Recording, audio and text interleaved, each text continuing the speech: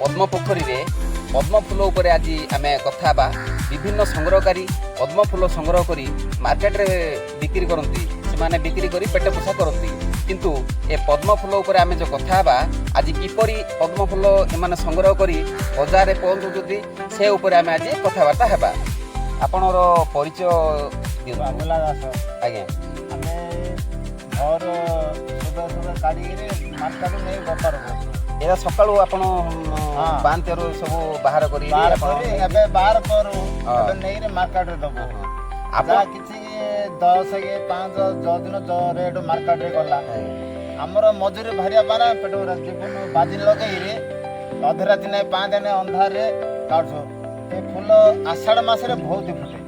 आमे सब शुणिथिलु पद्म फूल रे बेसी हिस्र जंतु माने जंतु रही थाए बोली आमे सुना जाय थाए किंतु ए सब संग्रह करिया पे आपनको भय लागुनी काहेकि मु से काहे देखो आपनो कहूची आमे पेट पारे सब जीवन बाजी लगे पेट पारे सब करदो पतर गळे रे जंतु कोन साप विभिन्न जंतु प्रकार रहउची ता बेली आमे पेट सेवन तो कष्ट पड़छु ना गरीब लोग कोन खाबो। अच्छा अच्छा अच्छा हेले ए को मास रे बेसी वर्ष जागा रे 12 मास होई थाए को मास रे अधिक फूल ये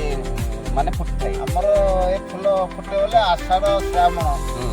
ये 2 मास रे बहुत फुटे आ लास्ट सेकंड रहला चैत मास हमर जो पर्व पर्व जगन्नाथ एटी रे बेसी फुटे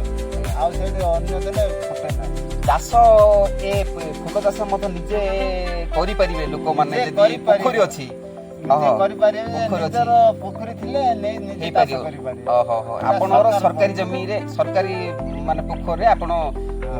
व्यवहार करछन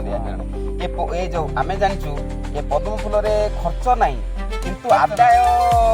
कोन टिके कइले भलो होता आदाय बोले एबे फूलर सल्ला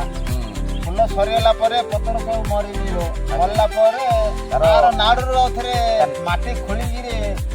कष्ट पड़ी रे पद्म नाड़ काढा तार पद्म माने तळु ऊपरे ऊपरे पद्म फूल फुटिची तळे मौनाड़ बाउची हो माने डबल आदाय होची। अच्छा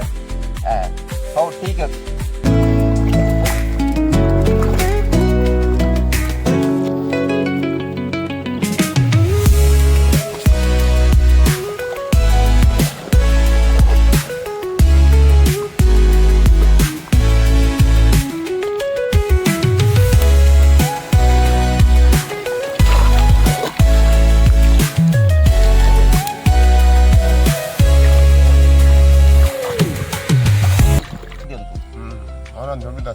ध्रुविदास